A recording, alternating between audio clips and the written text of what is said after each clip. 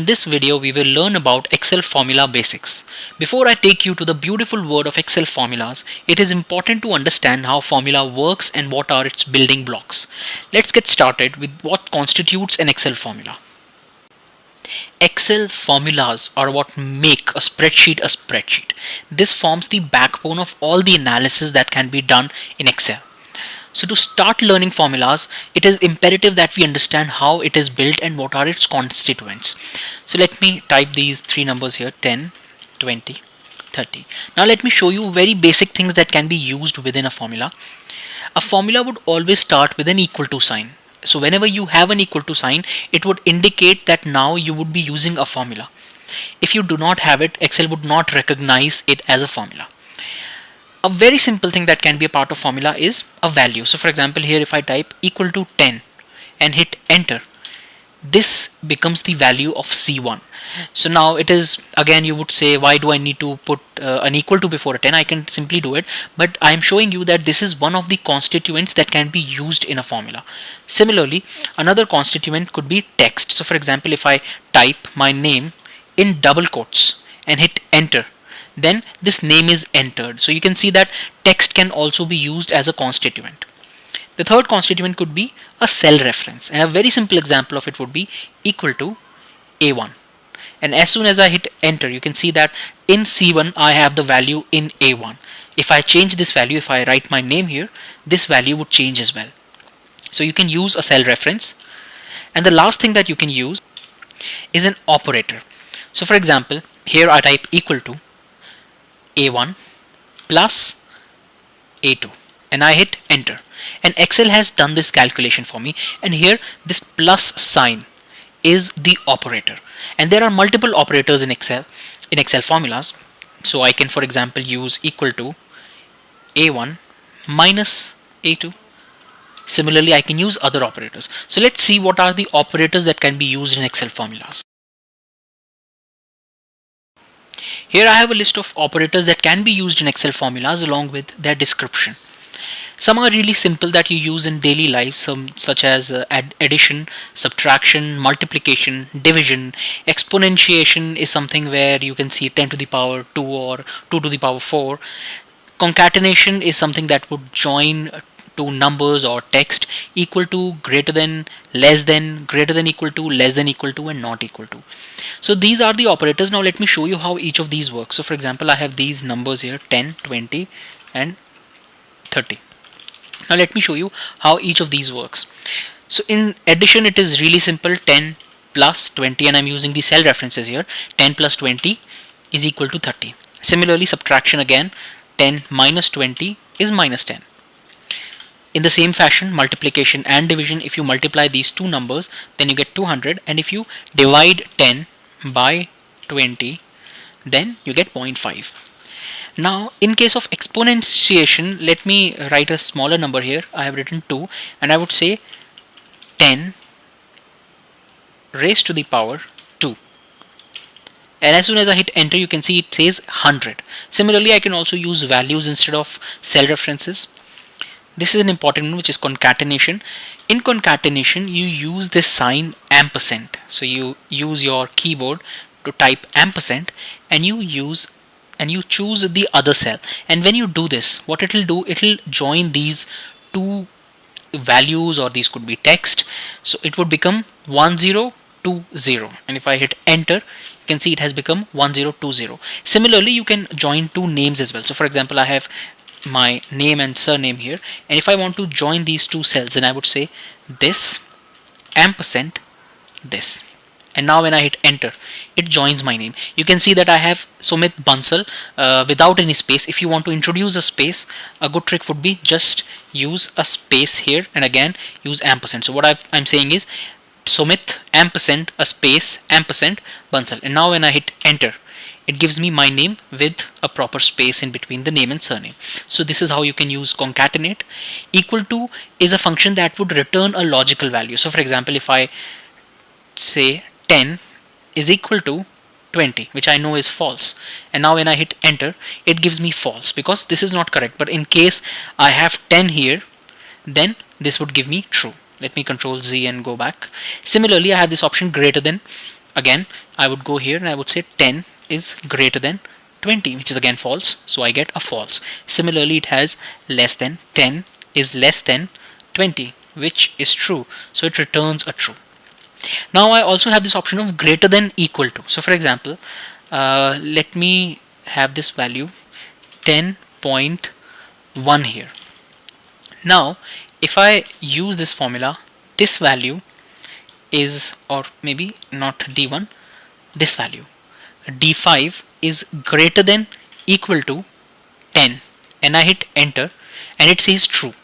But if I change this value to 10.1, again this remains true because this is not greater than but it is equal to. So it assesses these two conditions. It could either be greater than or it could be equal to. If any of this condition matches, then it returns a true.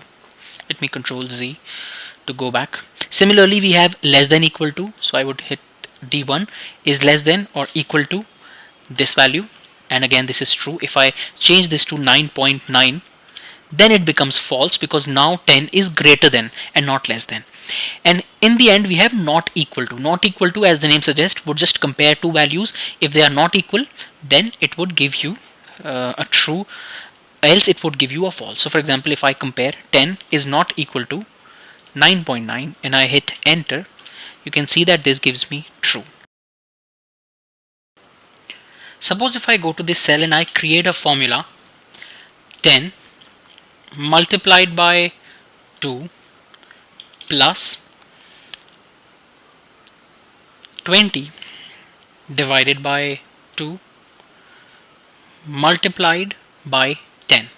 Now, can you predict what would be the answer? So how would Excel execute this function? Would it start executing from left to right, right to left, or there are certain operators which are more important and are executed first? Let me show you what the result is. The result is 120. Now let's go back and see what happened. In this case, if I look at it, Excel first calculated this part, which is D1 multiplied by D4. D1 multiplied by D4, this is 20. Then Excel started with this part and this was calculated. D4, D2 divided by D4. So D2 divided by D4 is 10 and this was multiplied by 10. So this became 100 and this became 20. Now I am able to calculate this because I know that there is an order of precedence. I have not added these terms before I have used the multiplication and division operators. Because there is an order of precedence, you can predict what would be the answer, and in these cases it is good to know so that you would get an answer that you expect instead of something random. So let me show you what is the order of precedence. These are the precedence order number and these are the operators. So exponential would get the highest preference if we have something like this. If I say 10 raised to the power 2 plus 10, then in this case you would be able to predict that first this would be executed and then 10 would be added to it. So if I hit enter, I would know that the answer would be 110. Similarly, the second order of precedence falls with division and multiplication. So if in a formula there is division or multiplication, it would be executed before all these signs. The third is plus and minus, the fourth is concatenation, and the last in this series is equal to, greater than, less than, greater than equal to, or less than equal to. Now what if you want to override these precedents? You can do this by using round brackets or parentheses. So for example, let me take the same example. I would say 10 raised to the power 2 plus 10. Now in this case, what if I want to add these two first and then make it 10 to the power that number? So if I have to do this, I would use round brackets, and when I use round brackets, it overwrites the order of precedence. So in this case, whatever is within the bracket would be executed first and then the order of precedence would kick in. So in this case it would become 10 raised to the power 12. As soon as I hit enter, you can see it gives me a huge number, which is 10 raised to the power 12.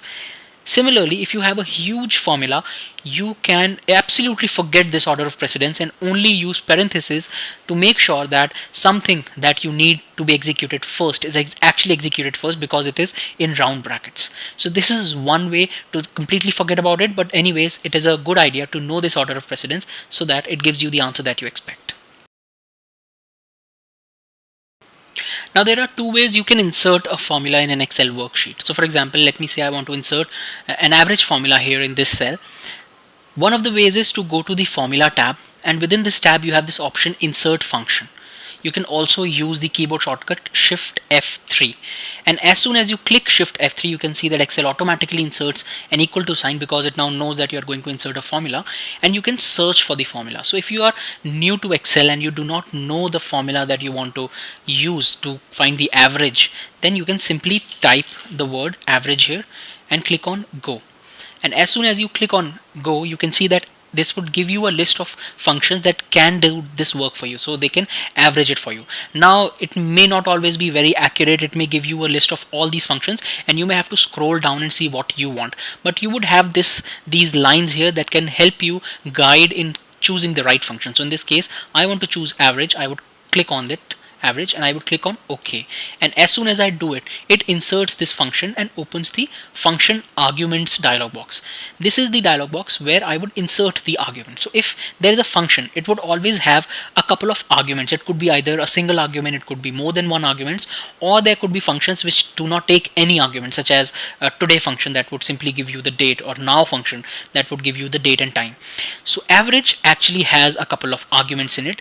If you see here, it has two fields, number 1 and number 2, and it also has some description below. So it says returns the average arithmetic mean of its arguments, which can be numbers or names, arrays or references that contain numbers. And since I've clicked on number 1 field, it also gives me a short description of this argument, which says number 1, number 2 are 1 to 255 numeric arguments for which you want the average. So here I could type a number, here I could type a cell reference, and I could have 255 of these arguments within one average function.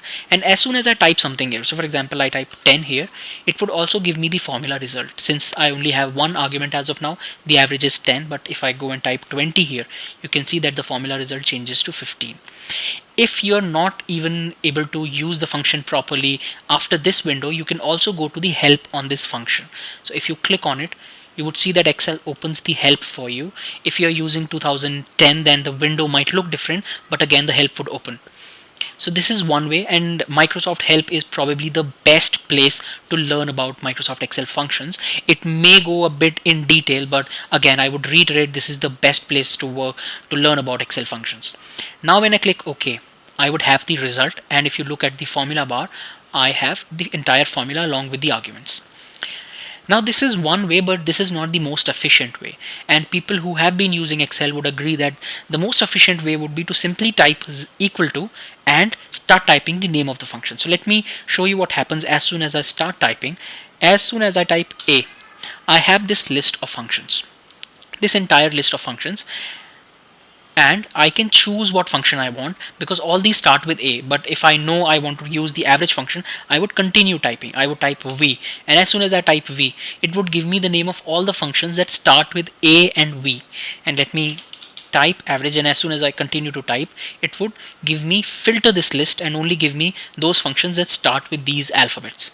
So I know it is average. I can simply hit tab, and if the function is selected and this is the function that I want to use, if I hit tab, this would auto-complete the function. If this is not the function I want to use, then I can navigate this list by using the arrow keys. In this case I want to use average, so I would hit tab. As soon as I hit tab, it auto-completes the function. Now if you want to go to the help for this function, you can simply click on it, and if I click on this, you can see it opens the Excel help. But I do not want to go to the Excel help. I want to open the argument box where I can insert these arguments. There are two ways to do it. Again, you can click on FX or simply use the keyboard shortcut Shift F3. And as soon as you use Shift F3, it opens the function arguments dialog box, and you can insert these arguments. If you do not want to use these arguments, you can go and manually, so for example let me type again average, I hit tab to auto complete the function, and here I can manually type these. Now these could be numbers that I'm typing in, so for example 10 and 20, and I hit enter and this gives me 15, or these could be cell references. So here I use 10, here I have 10, here I have 20, and I go to this cell, and instead of these numbers I would use the cell references.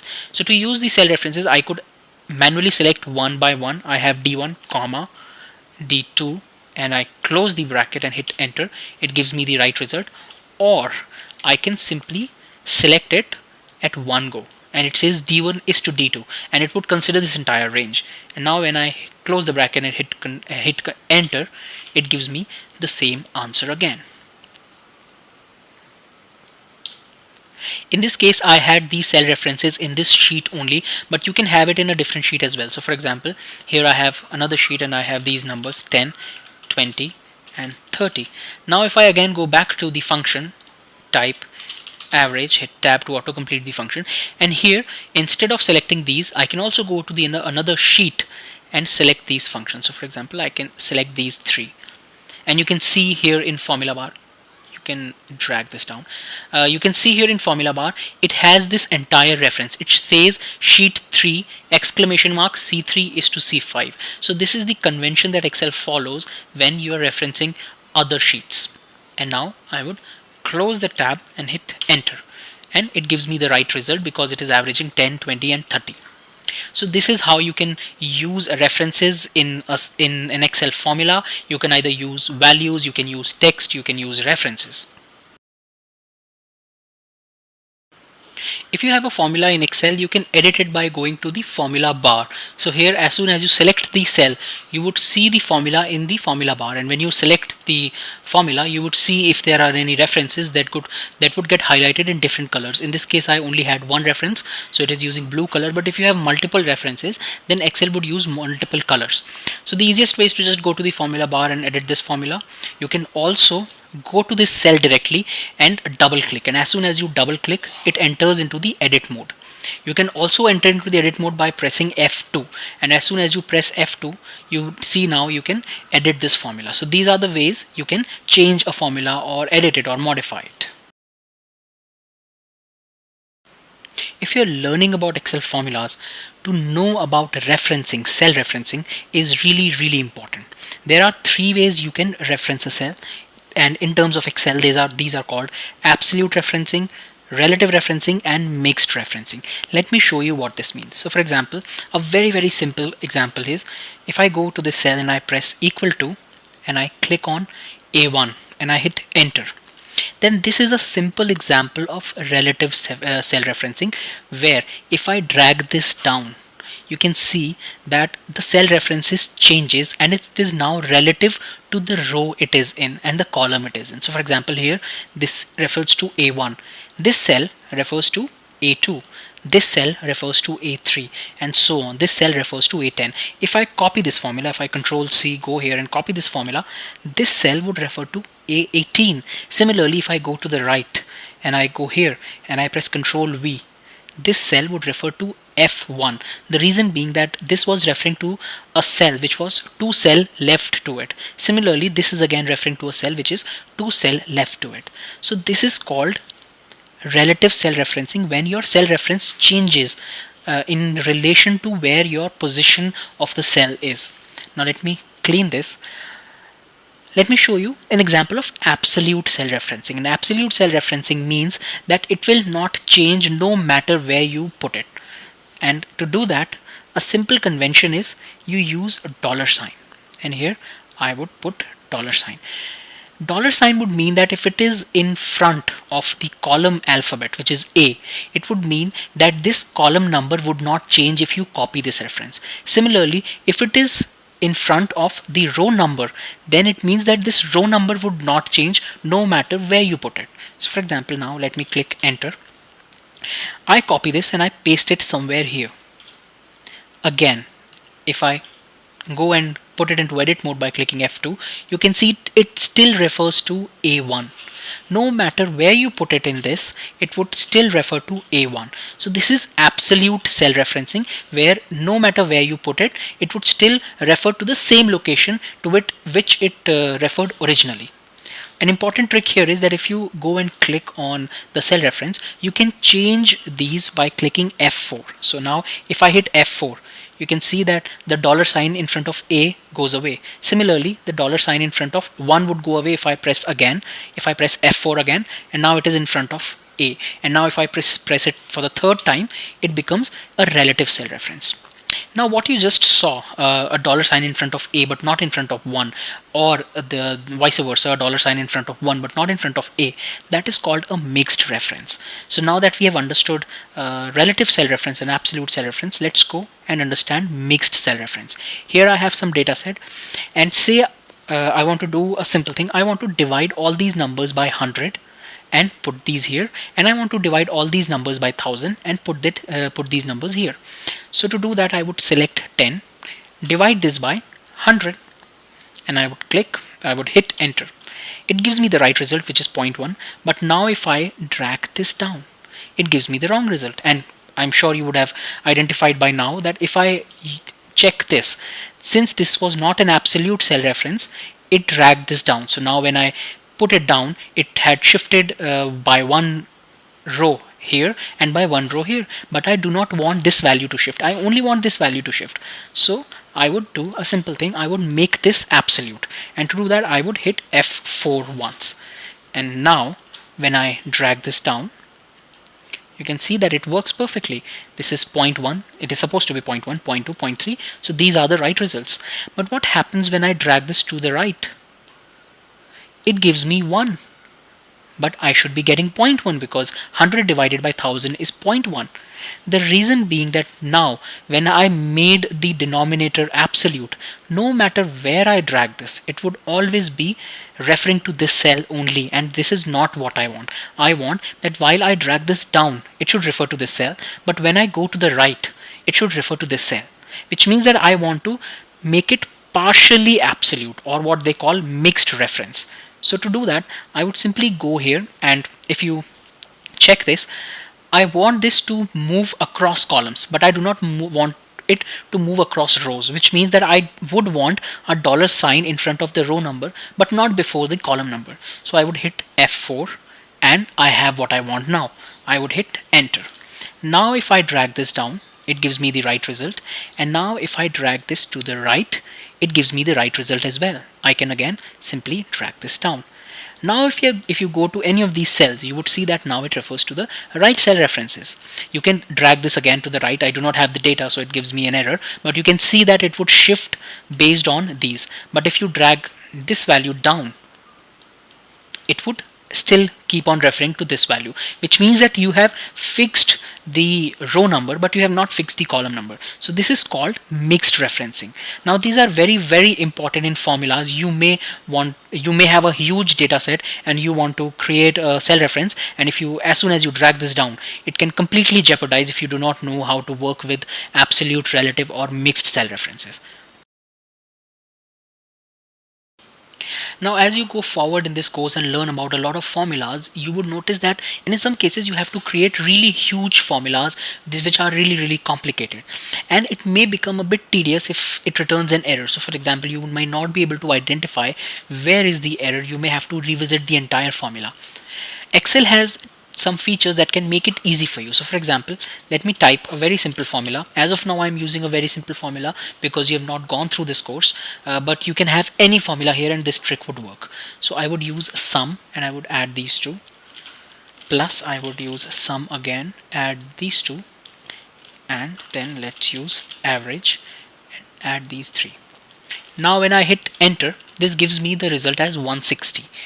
If for example this is not the result that you expect, or if there is an error in this result, then you can check where the error is by going to the formula tab, and within this go to the formula auditing option, and here you have this option evaluate formula, and as soon as you click on evaluate formula, you would see that evaluate formula window opens up with the entire formula in this part which says evaluation.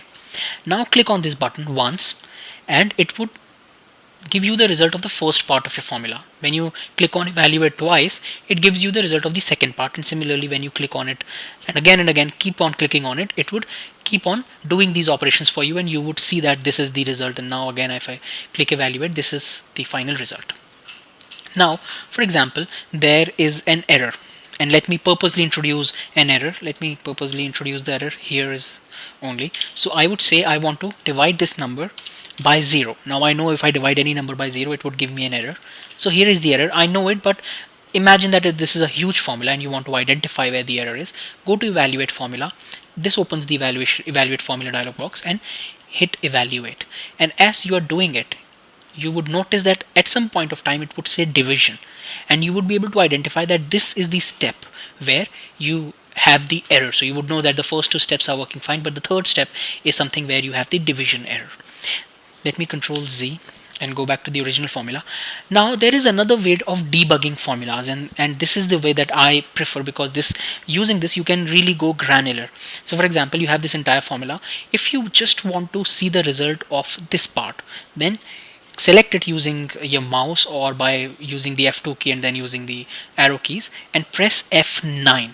And as soon as you press F9, Excel would evaluate and give you the result of only that part which is selected. So now I know that the last part of this formula returned 60. I would control Z and go back. Similarly, I can select only this part and hit F9, and this gives me 70.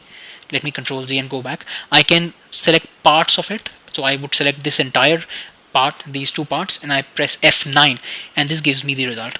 So this is a really powerful way of debugging your formulas. Just be careful of one thing. So for example, if I go to this formula, I select this, I press F9, it gives me 60. But remember to control Z and go back to the original formula, because if you do not, if you click enter, then this value 60 gets hard coded in the formula, which was not originally there. So your formula would go away. Just be a bit cautious. Do remember to control Z when you do this. So these are two powerful ways to audit your formula or to debug your formula. That is it in this video. I hope you found this useful. Thank you and have a nice day.